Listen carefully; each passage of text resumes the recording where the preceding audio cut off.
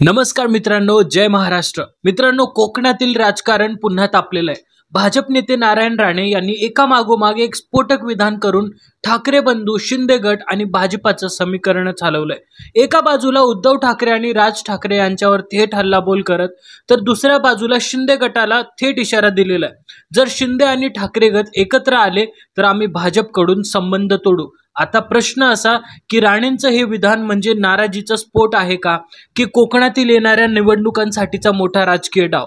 चला तर पाहूया नेमकं राणेंनी काय म्हटले आणि या विधानामागचं राजकारण काय आहे। भाजप नेते नारायण राणे यांनी अलीकडेच पत्रकार परिषद घेतली। या परिषदेत त्यांनी पुन्हा एकदा शिवसेना म्हणजेच ठाकरे गट आणि शिंदे गट यांच्यावर जोरदार टीका केली। राणे यांनी म्हटले की उद्धव ठाकरे यांनी जनतेचा विश्वासघात केला आहे आणि त्यांचं नेतृत्व लोकमान्य करत नाहीत।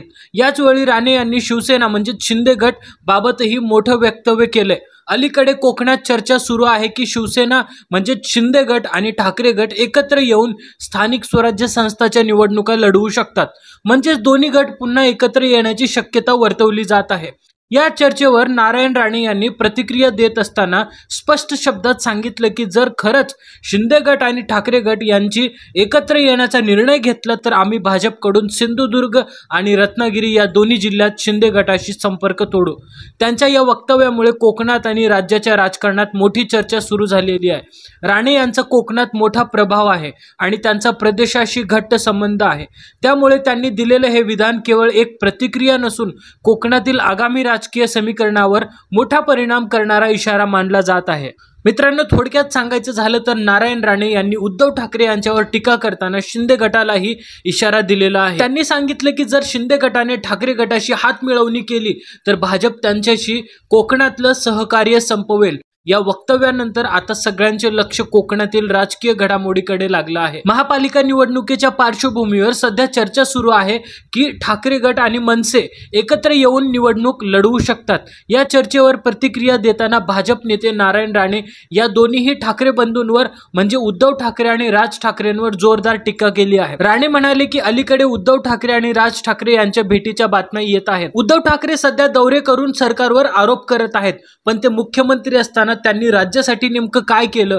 राणे यांनी पुढे म्हटलं की आज या दोघांचं राजकीय अस्तित्व संपत चाललेलं आहे, त्यामुळे ते केवळ बोलून आपलं अस्तित्व टिकवण्याचा प्रयत्न करत आहेत, पण दोघांकडेही सत्ता मिळवण्याची ताकद नाही। मुंबईत जेव्हा त्यांच्या हातात सत्ता होती तेव्हा त्यांनी काहीही विकास काम केलेलं नाही। शेवटी राणे म्हणाले की आता हे दोघे आपलं हरवलेलं राजकीय स्थान पुन्हा मिळवण्यासाठी धडपड करत आहेत, पण लोकांना फसवून फार काळ राजकारण चालत नाही। थोडक्यात सांगायचं झालं तर नारायण राणे यांनी उद्धव आणि राज ठाकरे या दोघांवर एकाच वेळी हल्लाबोल करत त्यांचं राजकारण आता संपत चालल्याचं सांगितलं आहे आणि त्यांनी केलेली ही टीका महापालिका निवडणुकापूर्वीच्या चर्चेला आणखीन रंग देणारी ठरलेली आहे। भाजप नेते नारायण राणे यांनी अलीकडेच बोलताना रत्नागिरी आणि सिंधुदुर्ग जिल्ह्यांमधील आगामी निवडणुकांबद्दल मोठं वक्तव्य केलं आहे। ते म्हणाले या दोन जिल्ह्यांमध्ये काहीही झालं तरी आम्ही युती करायचंच ठरवलं आहे। मला वाटतं ही युती नक्की व्हावी, कारण दोन्ही जिल्ह्यांमध्ये भाजपचाच नगराध्यक्ष बसायला हवा। जर युती झाली तर आम्ही किमान 80% जागांवर विजय मिळवू शकतो। राणे यांनी पुढे सांगितले की सर्वांना ही युती व्हावी असंच वाटतं आणि आम्हालाही त्याची इच्छा आहे, मात्र आपला अध्यक्ष कोण होणार याचा विचार आता भाजपाने करायला हवा। तसंच त्यांनी सुचवलं की या विषयांवर रवींद्र चव्हाण आणि जिल्ह्यांचे पालकमंत्री यांनी बैठक घेऊन निर्णय घ्यावा। थोडक्यात सांगायचं झालं तर मित्रांनो, नारायण राणे यांनी कोकणातील निवडणुकांसाठी भाजप आणि सहयोगी पक्षांनी एकत्र येण्याची गरज अधोरेखित केली असून योग्य नियोजन केल्यास मोठा विजय मिळवू शकतो असा विश्वास व्यक्त केला आहे।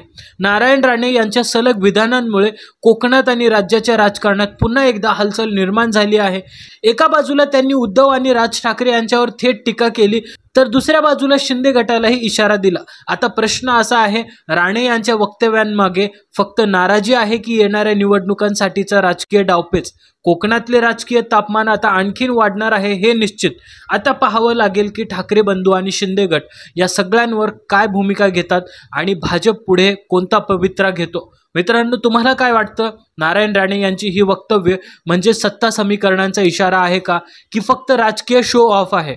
तुमचं मत खाली कमेंटमध्ये नक्की सांगा आणि अशाच आणखी अपडेटसाठी चॅनलला लाईक करा, शेअर करा आणि सबस्क्राईब करायला विसरू नका। तोपर्यंत भेटूया पुढच्या व्हिडिओमध्ये।